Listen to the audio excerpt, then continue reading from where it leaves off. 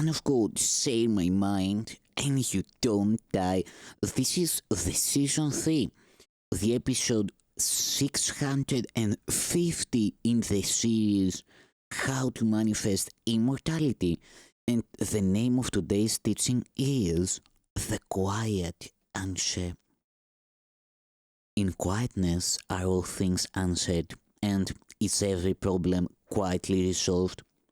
In conflict, there can be no answer and no resolution, for its purpose is to make no resolution possible and to ensure no answer will be plain.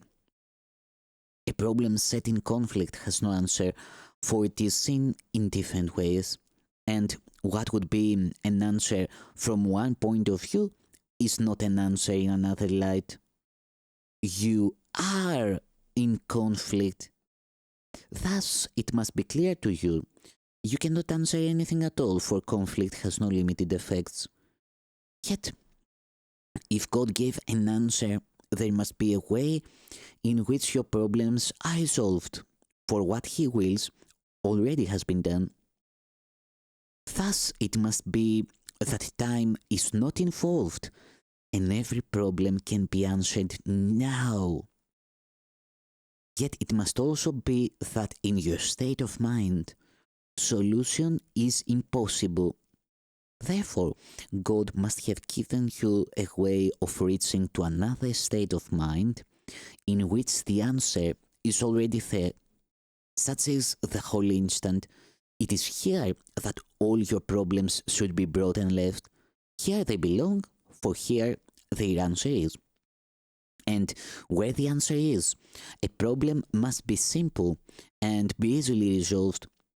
It must be pointless to attempt to solve a problem where the answer cannot be. Yet just as surely it must be resolved if it is brought to where the answer is.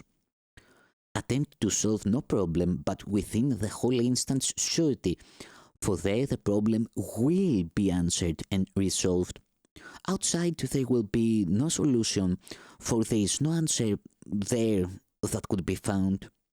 Nowhere outside a single simple question is ever asked. The world can only ask a double question. One with many answers can have no answers. None of them will do. It does not ask a question to be answered, but only to restate its point of view. All questions asked within this world are but a way of looking, not a question asked.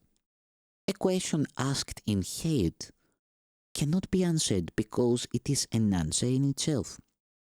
A double question asks and answers, both attesting the same thing in different form. The whole asks but one question, it is this: of these illusions, which of them is true? Which one establishes peace and offers joy? And which can bring escape from all the pain of which this world is made? Whatever form the question takes, its purpose is the same. It asks but to establish sin is real and answers in the form of preference. Which sin do you prefer? That is the one that you should choose. The others are not true. What can the body get that you would want the most of all?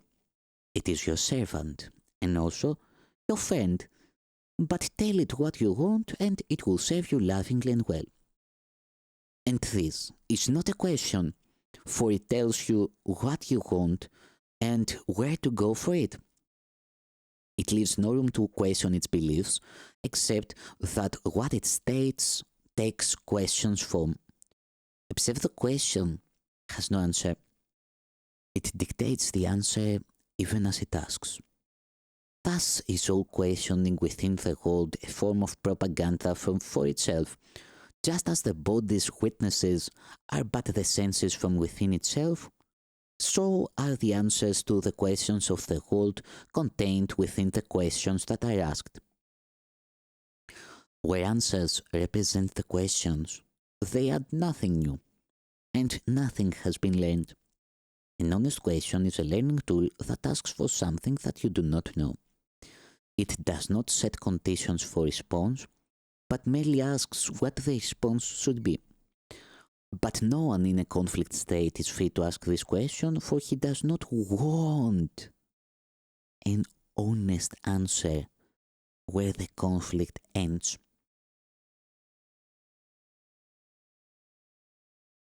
Only within the whole instant can an honest question honestly be asked. And from the meaning of the question does the meaningfulness of the answer come. Here, is it possible to separate your wishes from the answer so it can be given you and also be received? The answer is provided everywhere, yet it is only here it can be heard. An honest answer asks no sacrifice because it answers questions truly asked.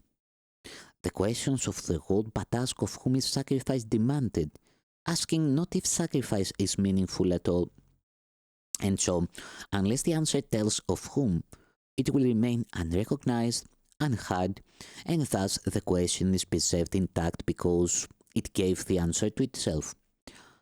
The holy instant is the interval in which the mind is still enough to hear an answer that is not entailed within the question asked. It offers something new, and different from the question. How could it be answered if it but repeats itself? Therefore, attempt to solve no problems in a world from which the answer has been barred, but bring the problem to the only place that holds the answer lovingly for you.